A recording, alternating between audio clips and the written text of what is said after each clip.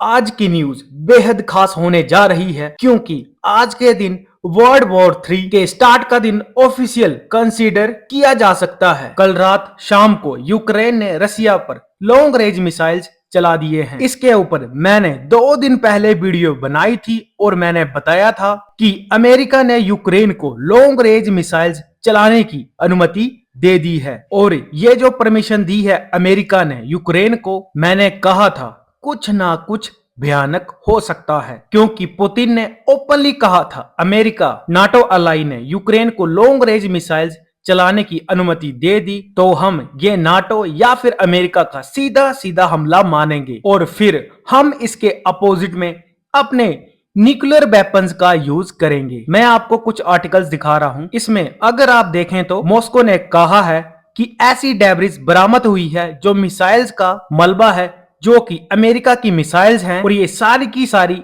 Russian border में मिली हुई है। और ये अब बीबीसी आर्टिकल की कटिंग है। Ukraine fire US supplied long range missiles into Russia, ऐसा रसिया डिफेंस मिनिस्ट्री ने कहा। तो अब इसका मतलब ये है रसिया ने ये कंफर्म कर दिया है कि अमेरिकी मिसाइल्स दाग दी गई हैं रशिया पर यूक्रेन की तरफ से और इनकी संख्या 6 बताई जा रही है। 5 मिसाइल्स को S-400 द्वारा न्यूट्रलाइज कर दिया गया है और जो छठवीं मिसाइल है वो लैंड कर गई है रशिया में और इस मिसाइल से रसिया को भयंकर नुकसान हुआ है। चिंता अब इस बात से है Putin issues warning to United State with new nuclear doctrine.